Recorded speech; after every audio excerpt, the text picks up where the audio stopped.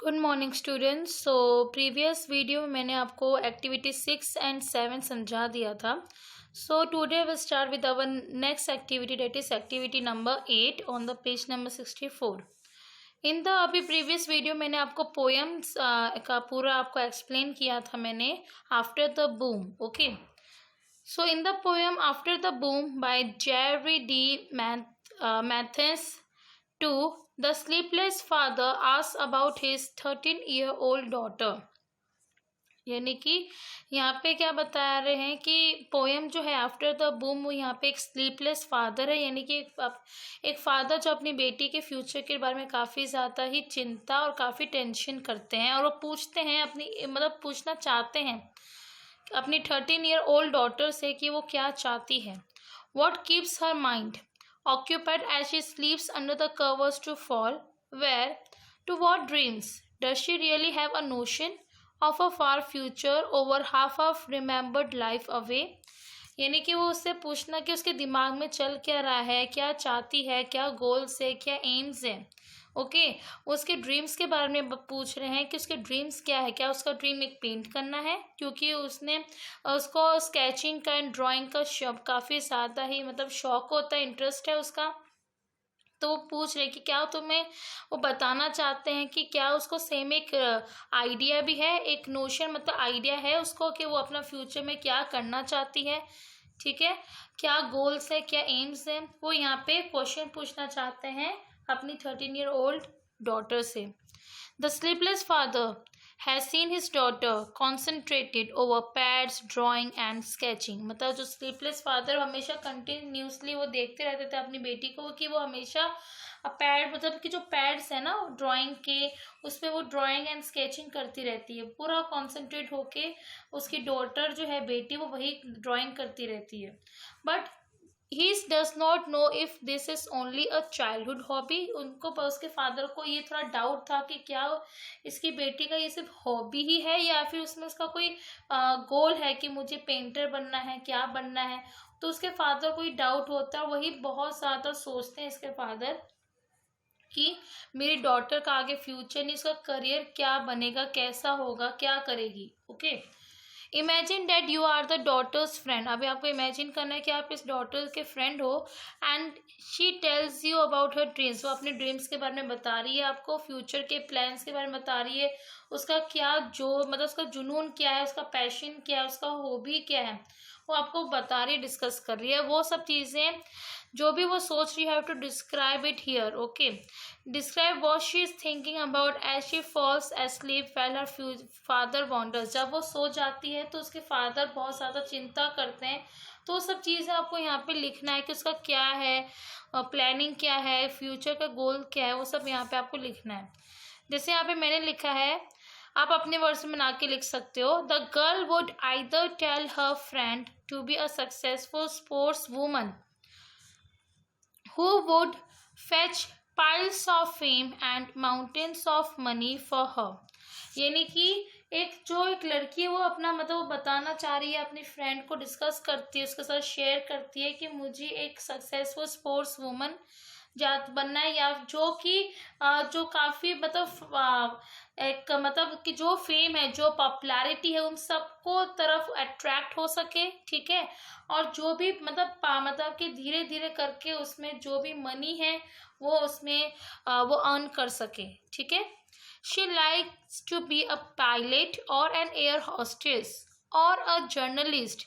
कि उसको पसंद हो, अगर वो बनना चाहती है, पायलट बनना चाहे या एयर हॉस्टेस बनना चाहे या जर्नलिस्ट बनना चाहे, तो ये उसके सब डिज़ायर्स है और उसके वो सारे ड्रीम्स है कि वो बनना चाहती है, उसका गोल है कुछ भी, चाहे पायलट हो, चाहे एयर हॉस्टेस हो, चाहे जर्नलिस्ट हो। He would keep wondering about his daughter. नहीं, पर उसके जो फादर है वो यहाँ पे काफ़ी ज़्यादा अपनी बेटी के बारे उसके बेटी के करियर के बारे में, फ्यूचर के बारे में ज़्यादा सोचते हैं। ओके, सो ये चीज़ें आपको यहाँ पे लिखनी है। नेक्स्ट क्या बोला है, share your paragraph with your classmates, then listen for new ideas and write one idea from a classmate that you think is interesting. आपको ये अपने क्लासमेट्स के साथ एक पूरा पैराग्राफ लिखना है। ओके, शेयर करना है, उनके क्या क्या न्यू आइडियाज़ है वो आपको लिखना है, और वो पूरा आइडिया आपको इस पूरे टेक्स्ट बुक के अंदर ही लिखना है, तो ये आपको खुद ही करना है, ठीक है। डू इट योर सेल्फ, खुद करना है। Now take out next page number 65. My classmate named Shraddha had an interesting idea. It is to become professor in some college. यानी कि उसका एक फ्रेंड है या क्लासमेट कह सकते हो, तो उसका सबसे ज़्यादा इंटरेस्टिंग आइडिया, किसका नाम क्या है, श्रद्धा, और वो क्या बनना चाहती है, प्रोफेसर बनना चाहती है कोई एक अच्छे कॉलेज में, ठीक है, या किसी भी कॉलेज में प्रोफेसर बनना चाहती है। नेक्स्ट क्या है यहाँ पे एक्टिविटी नंबर 9 में, when the sleepless father was a boy his parents had expectations of him. जब उसके जो स्लीपलेस फादर यानी कि जो उसके फादर जो काफ़ी ज़्यादा वरी कर रहे हैं उसके फ्यूचर के बारे में, वो अपना पास्ट की तरफ चले जाते हैं।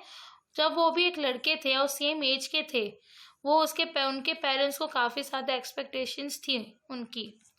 What did they expect him to do, और उनके पेरेंट्स को क्या एक्सपेक्टेशन थी कि वो क्या करना चाहते थे,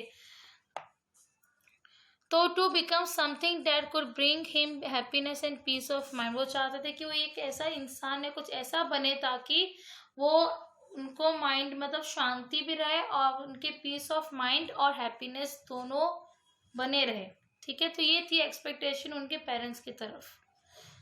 नेक्स्ट है where what did the sleepless father dream of doing as a boy. उनका क्या ड्रीम था कि वो एज अ बॉय, जब वो लड़के थे, टीनेज के एज में थे। टीनेज की एज कौन सी होती है, मेनली 13 to 19 ईयर्स के बीच की एज होती है टीनेज की।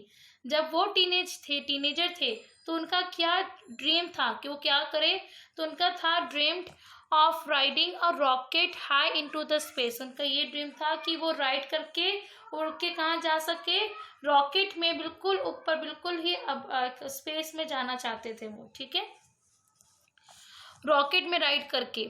Then the sleepless father wonders what his daughter will do but he does not say what he aspects.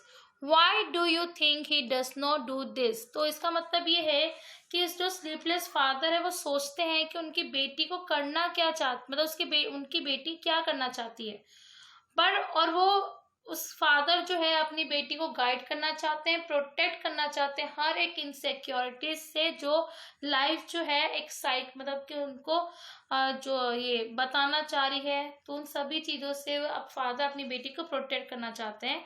और वो क्या एक्सपेक्ट करते हैं, तो यहाँ पे मैंने लिखा है as he sees her all the while drawing and sketching the object. जब वो देखते हैं कि मतलब कि वो कभी ना कभी कंटिन्यूसली वो आके सीधा ड्राइंग और स्केच करने में लग जाती है। जो जो वो देख कर आती है बाहर वर्ल्ड में, जो भी उसके आइज को काफ़ी ज़्यादा अट्रैक्टिव लगती है वो चीज़ें वो अपने ड्राइंग में मतलब ड्राइंग करती है, उन ऑब्जेक्ट्स की ड्राइंग करती है। But then he thinks that she is not at all serious about her career. उनको ऐसा लगता है उसके फादर को कि वो उनकी बेटी बिल्कुल भी सीरियस नहीं है उसके फ्यूचर को लेके, उसके करियर के लेके वो बिल्कुल भी सीरियस नहीं है। वॉरिंग अबाउट हर करियर, उसके फादर उसके करियर के बारे में काफ़ी ज़्यादा चिंतित करते हैं। And he thinks that he would show her all the parts of possibility. वो चाहते हैं कि जो भी पॉसिबिलिटी हो सकती है, यानी कि जो रास्ते में वो जाना चाहती है उनकी बेटी, वो सब चीज़ों को वो उनको गाइड और उनको हेल्प करना चाहते थे, परस्यू करना ने एनकरेज करना चाहते थे अपनी बेटी को कि जो भी वो चाहती है या जो बनना चाहती है वो उस पर उनका साथ दे, उनको सपोर्ट कर सके अपनी बेटी को, ठीक है। Then write a paragraph giving your own interpretations of After the Boom by Jerry de Mathis to what is the poet's main idea in the poem। जो भी मेन आइडिया है पोएम का। ओके, सो नेक्स्ट यहाँ पे दिया है reference the poem in your paragraph and use lines from the poem as evidence for your idea. तो आपको एक बार दोबारा से पोएम को रेफर करना है, ठीक है, और जो भी एविडेंस आपको लगता है, जो आपको एक स्मॉल समरी लिखनी है, ठीक है, अपने खुद के वर्ड्स में लिखना है। And you may also wish to use evidence from other things you have read और experience to help explain your interpretation. Okay, तो ये आपको एक पैराग्राफ लिखना है, पूरी पोएम को शॉर्ट में समझाते हुए लिखना है, और आपका क्या खुद का एक पॉइंट ऑफ व्यू है वो भी आपको उसके नीचे लिखना है, ठीक है। तो ये मैं आपको इसका पूरा जो है PDF में आपको भेज दूंगी, ओके। पर ट्राई कीजिएगा कि आप ये खुद लिख सको। Now take out next page number 66। In the last activity number 10 on the page number 66, share your interpretation of After the Boom by Jerry D. Mathis 2 with your group। अभी आपको शेयर करना इंटरप्रिटेशन अपने group के साथ, अपने classmates के साथ, उनका भी इंटरप्रिटेशंस आपको सुनना है, और कोई 2 क्लासमेट्स या आपके फ्रेंड्स के ऐसे लिखने हैं, उनके भी पॉइंट ऑफ व्यू आपको यहाँ पे लिखना है, ठीक है। Fill out the table on the based on what you hear from your classmates, okay. तो ये पूरा इंटरप्रिटेशन है आपके क्लासमेट्स का। जैसे सबसे पहले लिखा है राइटर्स नेम, तो आपको अपने सारे क्लासमेट्स के नेम लिखना है। जैसे यहाँ पे एग्जाम्पल के लिए मैंने लिखे हैं, हो सके तो आप अपने खुद के वर्ड्स में लिख लीजिएगा। पहला है शीतल, जानकी, रानी, श्याम, राम, ओके, ये रहा Ram. Then does the writer reference the poem, क्या राइटर ने कहीं से ये पोएम को रेफरेंस के तौर पे यानी रेफर करके लिखा है, यानी इंस्ट्रक्शंस या कहीं कॉन्टेक्स्ट उसको कहीं मिला है पोएम का। तो शीतल कह रही है येस, जानकी ने भी येस कहा है, रानी ने नो, श्याम ने भी नो, और राम ने येस कहा है, ठीक है। What's the writers main idea, पूरा जो इंटरप्रिटेशन है मेन आइडिया लिखना है आपको राइटर का। तो शीतल क्या लिख रही है, the father hearing death worries for his daughter's career, यानी कि उसके जो फादर हैं उसको काफ़ी ज़्यादा ही वरी है अपनी डॉटर के करियर के लिए, ठीक है। उसको उसके फादर को सुन पा रहे हैं कि जो भी वरीज है, ओके, अब वो सब उनको सुनाई दे रहा है, ठीक है। जो डेथ वरीज है अपनी डॉटर के करियर के लिए सब सुनाई दे रहा है। देन जानकी क्या लिखती है, the father regrets for spending all his life as a labourer. अब यहाँ पे फादर जो है काफ़ी पछताते हैं एंड में कि मैंने अपनी पूरी लाइफ जो है एक लेबरर में काम करते हुए, जो फैक्ट्रीज है उसमें काम कर पूरा टाइम उसी वहीं पर ही देकर मैंने अपनी बेटी का जो करियर है उस पर मैं ध्यान नहीं दे पाया, या क्या करेगी उसको नहीं समझा पाया, तो इसलिए उसको रिग्रेट है। रानी ने लिखा after death soul rises from the mundane world to rest in peace, okay. अब यहाँ पे क्या बात की जा रही है कि जब डेथ के बाद जो है कि क्या होता है, सोल जो होता है वो सोल यानी आत्मा, ठीक है, वो राइज करती है फ्रॉम द मुंडेन वर्ल्ड, ताकि वो आराम से शांतिपूर्वक वो रेस्ट कर सके, ओके। सो यहाँ पे वही कहा जा रहा है कि अभी उसके फादर को एक मतलब डेथ बेड पे वो लेटे हुए हैं और उनको अपनी बेटी की करियर की काफ़ी चिंता होती है, ओके।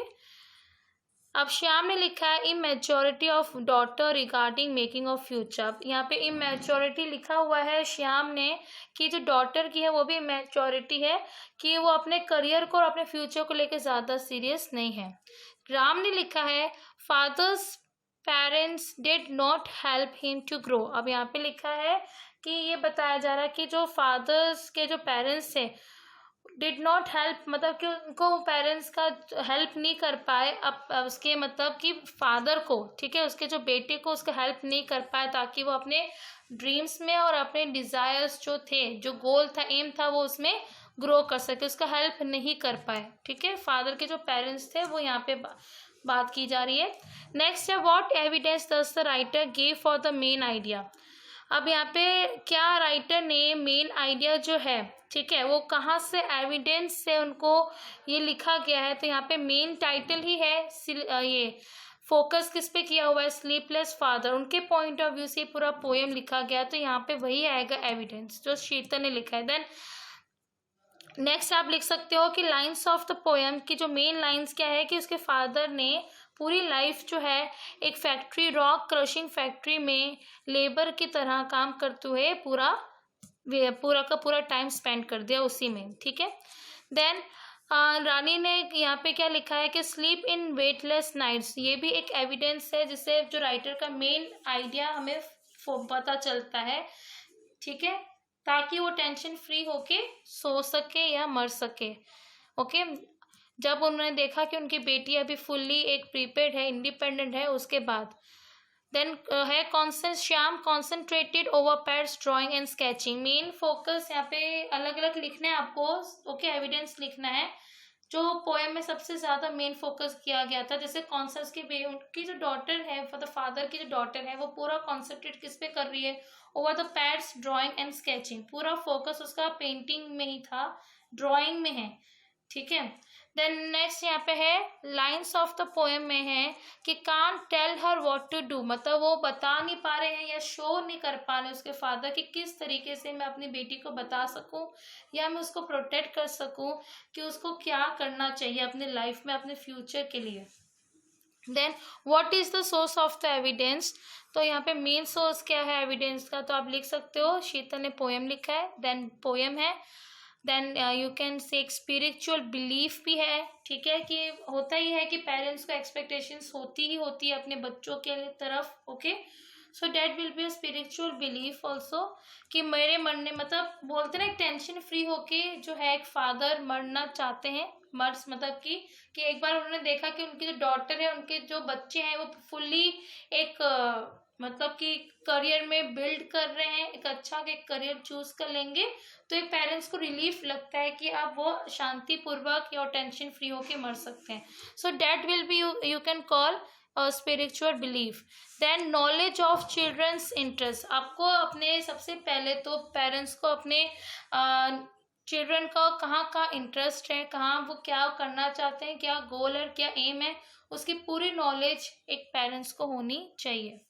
देन नेक्स्ट भी पोएम ही है, देन लिखा है how is the writers interpretation different from mind. अब यहाँ पे आपको अपना इंटरप्रिटेशन और राइटर का इंटरप्रिटेशन के बारे में लिखना है, जैसे यहाँ पे लिखा है दोनों का सेम है, okay, almost same.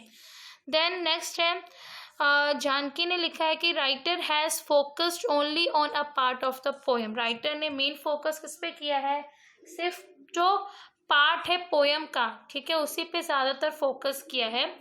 Then partially similar as far as death is suggested in the end, okay, so भले partially यानी कि एक similarly या partially you can say कि डेथ के ऊपर फोकस किया गया है एंड में। Writer does not know to paraphrase a poem. अब यहाँ पे श्याम ने ये लिखा है कि राइटर को मेन उसको पता ही नहीं कि कैसे पैराफ्रेज लिखा जाता है पोएम के बारे में, ठीक है।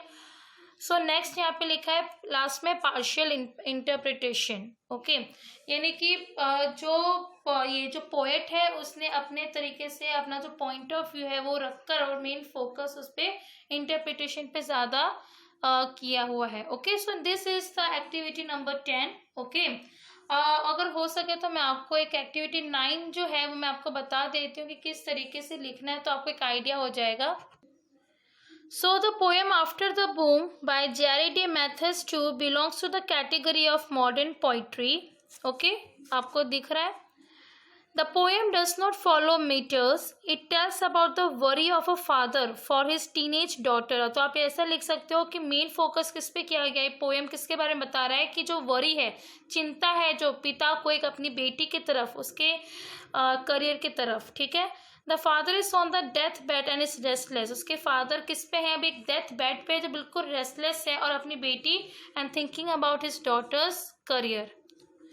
देन नेक्स्ट जो है आप क्या कर, यहाँ पे क्या बताया जा रहा है कि the father wants to show her all the parts of possibility knowing he can't tell her what to do but only guide her to her passion. यानी कि वो यहाँ पे बताना चाह रहे हैं वो उस मतलब कि अपनी बेटी का जो भी जो गोल है, एम है, उसके लिए वो अपनी बेटी को गाइड करना चाहते हैं, ठीक है, और उसका जो पैशन है उस पर उसका साथ देना चाहते हैं, हेल्प करना चाहते हैं, okay. And then you can write it down कि उनकी क्या क्या वो जो थी वो कलेक्ट करती थी, इम्प्रेशंस कलेक्ट करती थी, जो भी उसके माइंड में था, और वो ड्राइंग करती थी, okay. And so his father wants protect her against the insecurities that she is going to encounter because of the shifts of life in future, ठीक है। यानी वो क्या चाहते थे, वो चाहते थे कि उसकी जो लाइफ है वो पीस और हैप्पीनेस से हो, ठीक है। एंड अगर वो while thinking about a future he स्लीप्स into his own past, यानी कि वो अपने पास्ट में चले जाते हैं ये सोचकर कि वो भी जब एक टीनेज एज में थे तो उनका भी एक यही सेम एक्सपीरियंस रहा था, ओके।